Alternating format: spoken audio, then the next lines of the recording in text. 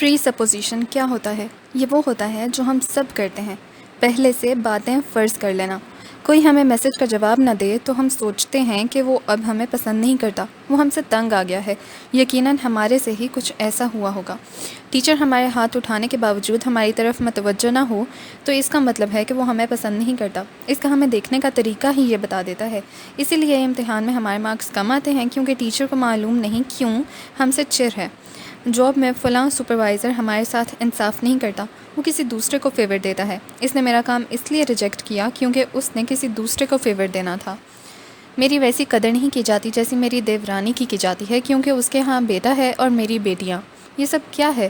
یہ سب گمان ہے، پہلے سے فرض کر لینا، خود سے فرض کرنا اور اس کی بنیاد پہ رائے قائم کر کے کسی کے لیے دل میں تعصب پال لینا۔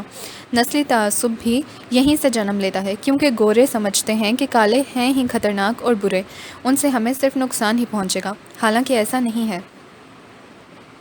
کوئی ہماری کار کو اوورٹیک کر دے تو وہ ہمیں ہرانا چاہتا ہے، وہ ہمیں نیچا دکھانا چاہتا ہے۔ کوئی پارکنگ میں ہماری جگہ پہلے سے لے لے تو وہ ہم سے مقابلہ کرنا چاہتا تھا، اور دیکھو ہم ہار گئے۔ نہیں، ایسا نہیں تھا۔ ہو سکتا ہے اس کی کوئی مجبوری ہو، وہ جلدی میں ہو، اسے کہیں پہنچنا ہو، جیسے آپ کو بھی جلدی ہوتی ہے۔ آپ خاندان کی کسی لڑکی کو بزنس سیٹ کرتے دیکھیں تو آپ سوچیں یہ کتنی لالچی ہے، اس کو پیسے کا لالچ ہے، پیسے کے پیچھے یہ دن رات ایک کر رہی ہے۔ نہیں، ایسا نہیں ہے، وہ ٹیلنٹڈ ہے، وہ اپنے پیروں پہ کھڑی ہو رہی ہے، وہ کسی کے آگے ہاتھ نہیں پھیلا رہی۔ آپ کو اس سے سیکھنا چاہیے، نہ کہ اس کے بارے میں برا گمان کرنا چاہیے۔ دکاندار قیمت زیادہ بتائے تو ہم سوچتے ہیں کہ وہ ہمیں بیوقوف بنا رہا ہے، وہ ہمیں لوٹنا چاہتا ہے۔ چند 100 روپے سے نہ اس کا بنگلہ بن جائے گا، نہ آپ کا بنتا ہوا بنگلہ رک جائے گا۔ وہ آپ کو بیوقوف نہیں بنا رہا، وہ چند پیسے کمانا چاہتا ہے، کیونکہ پیسہ سب کی ضرورت ہے، اس کے گھر والوں کی بھی ضرورت ہے۔ وہ اپنا فائدہ دیکھ رہا ہے اور آپ اپنا۔ کوئی ہمیں میسج نہ کرے یا ہم پہ غصہ کر دے تو ہم اس کو اتنا سا مارجن نہیں دیتے کہ ہو سکتا ہے وہ پہلے ہی کسی برے دن سے گزر رہا ہو۔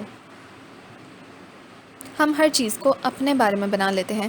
ہم یہ سمجھتے ہیں کہ دنیا ہمارے گرد گھومتی ہے۔ کسی نے میسج کا جواب نہیں دیا تو یا ہم نے کوئی غلطی کر دی ہوگی جس کے باعث وہ ناراض ہے، یا اس کو ہم سے ویسی محبت نہیں رہی۔ ہم یہ نہیں سوچتے کہ دنیا ہمارے گرد نہیں گھومتی، دنیا میرے اور آپ کے گرد نہیں گھومتی، اس شخص کی دنیا اس کے گرد گھومتی ہے، اور آپ کی دنیا آپ کے گرد۔ اس کی دنیا میں بہت سے ایسے مسئلے یا مصروفیات ہو سکتی ہیں جو اس کا رویہ آج کے دن روکھا پھیکا کر رہی ہیں۔ یہ چیز آپ کے بارے میں نہیں ہوتی۔ گمان کرنے سے بچنے کو کہا گیا ہے۔ اللہ نے بھی اور اس کے رسول صلی اللہ علیہ وسلم نے بھی۔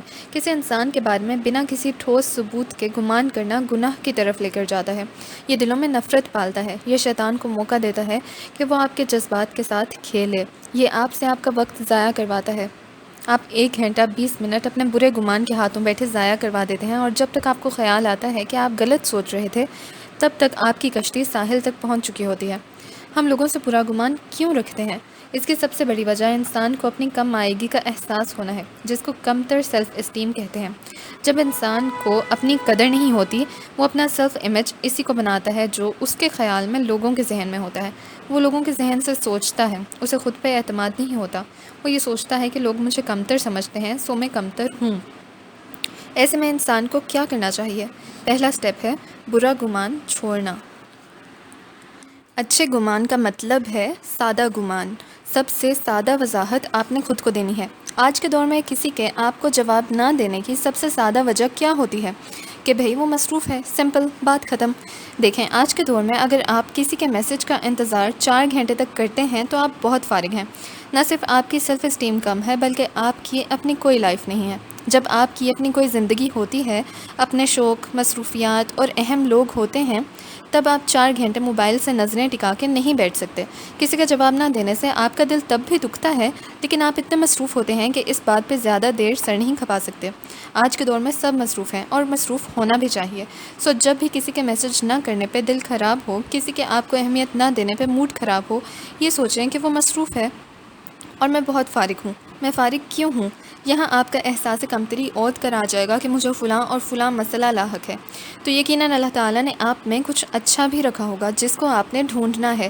میرے واٹس ایپ پہ بہت سی چیٹس بنا پڑھے رکھی ہوتی ہیں، میں ان کو آرکائیو کر کے بھول جاتی ہوں۔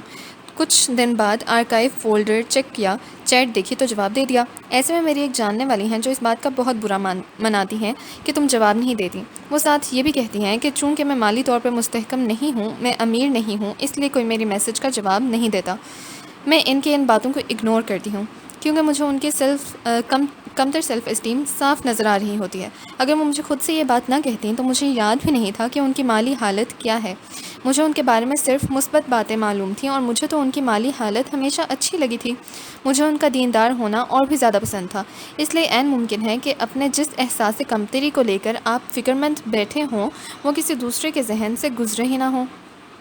لوگوں میں اچھا گمان رکھیں، سادہ گمان اچھا گمان ہوتا ہے، اور اگر وہ بار بار آپ کو جواب نہ دیں یا آپ کے ساتھ برا سلوک کریں تو باؤنڈری کھینچیں اور پیچھے ہٹ جائیں۔